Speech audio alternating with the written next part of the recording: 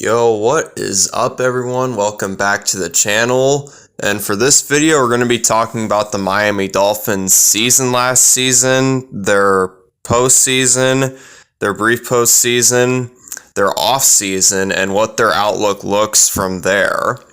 So the Dolphins, they were a weird team. They started out looking like one of the best teams.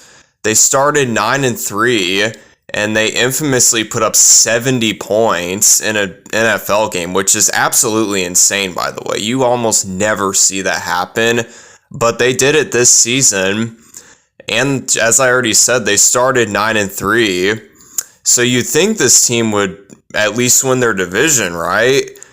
Well, unfortunately for Dolphins fans, they were unable to close out the division because they went 2-3 in their last 5 games. Ended the season 11-6. They still made the playoffs, but in that playoff game that they played, they got blown out by the Chiefs. And that's the thing about the Dolphins. They did the same thing last year too, because they started out good or started out well, and then they ended the season, they slowed down at the end and they just crumbled. And that's the problem with this team. They just can't play a full season, I feel like. Because if they would have played the way they played for the first 12 games that they played this season, they would probably have been the first seed. I mean, they were a very good team. Or they would have been the second seed, something like that. But, they just couldn't get it done. The thing that's weird about the Dolphins is I feel like because they play in Florida, which is a warmer state, if you somehow didn't know that, they're used to that. They're not used to the cold weather that ensues when you get to the month of December and the month of January and ultimately February if you want to count the Super Bowl. So that's one of the things I feel like this team has a problem with. The weather. And it's so weird to think about that because you'd think that every team would, be adaptive to the weather, but I feel like the Dolphins are kind of at a disadvantage because, what are they supposed to do? It's not their fault they play in Miami, a very nice sunshine state. It's great the first couple of weeks and until around week 10, and then the weather gets colder and this team just kind of freezes up. They were literally called the greatest show on surf for the first couple of weeks of the season because of how insanely dominant their offense was. And it's just does it really matter how good this team does at the start of the season if ultimately at the end they're just going to slow down and ultimately just lose in the first round? Because they did the same thing last season. They started 8-3, only won 1 game throughout the rest of the season. They still made the playoffs, but they didn't win the playoff games. So it's is this team just going to keep doing that every single year? And another thing is they don't have much control over it, to an extent. The whole weather thing, that genuinely does suck for this team because they are at such a disadvantage because they don't get the cold weather that some teams have because those teams that are used to cold weather are going to be more adaptive when the cold weather ultimately comes down on the teams when it's, December and January. Because, when you think of teams like the Chiefs and the Bills and even the Bengals a little bit too, those teams, they have cold weather.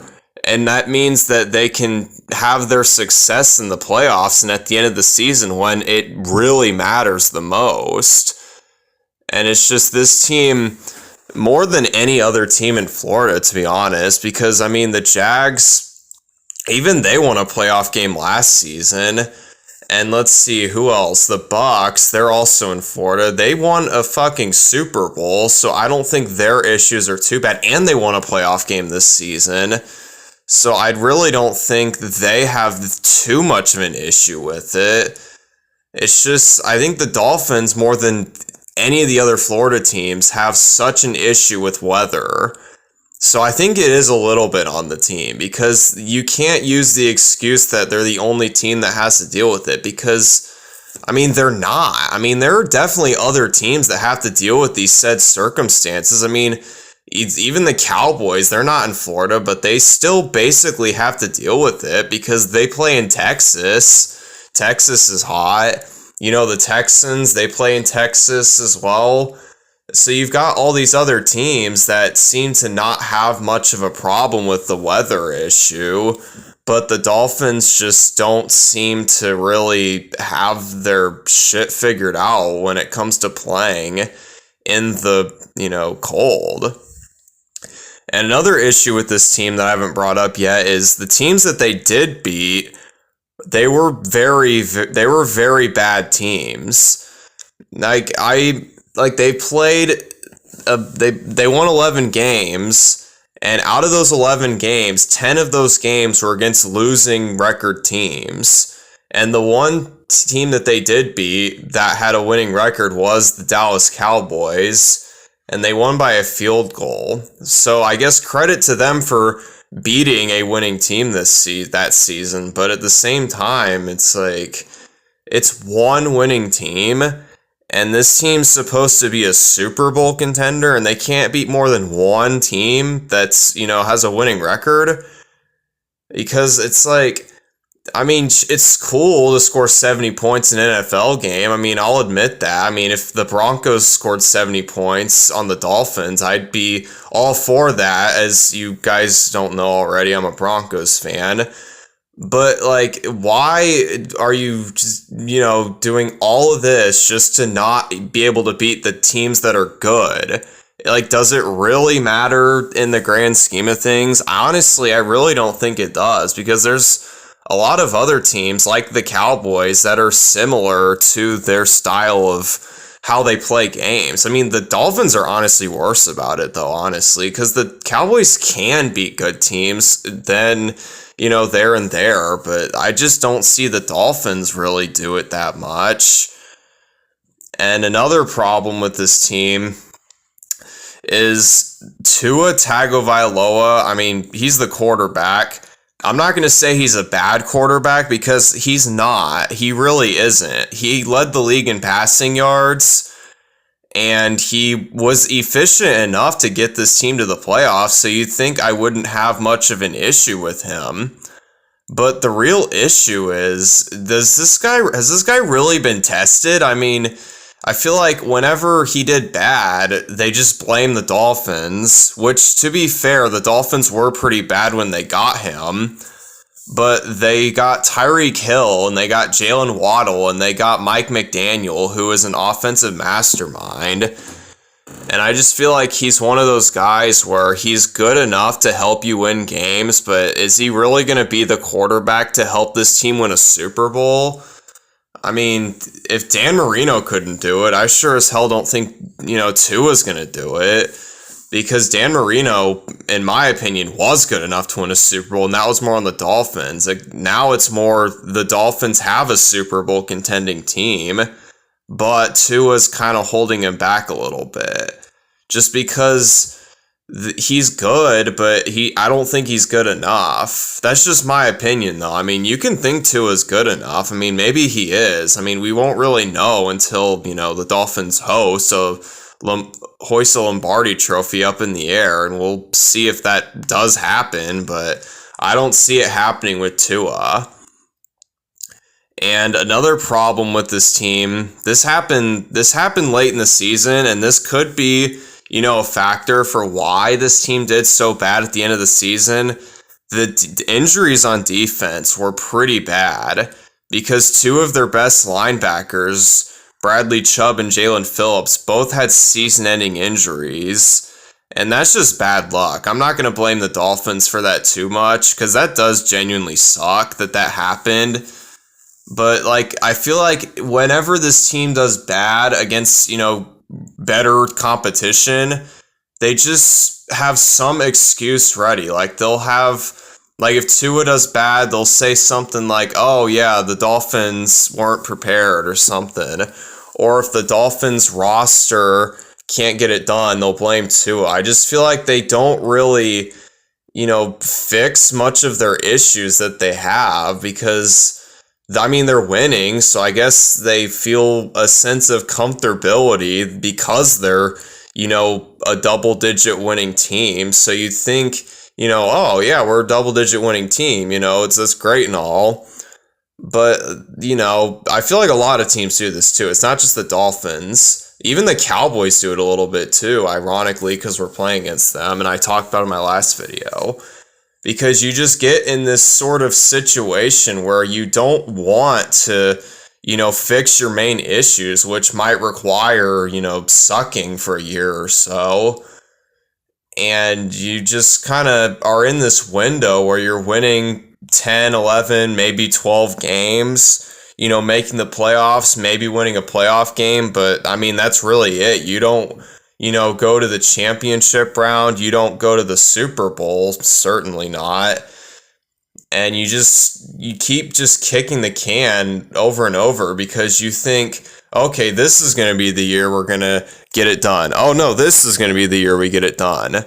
But I say to that, what the hell? Like, you don't really get anything done if all you're doing is winning 10 plus games and not winning in the playoffs. Like, it's so stupid how teams will always do this and how you just get so comfortable with the sense that you're winning enough games to keep your job or whatever, but you're not doing the ultimate goal of being in the NFL or running an NFL franchise, which is winning the Super Bowl.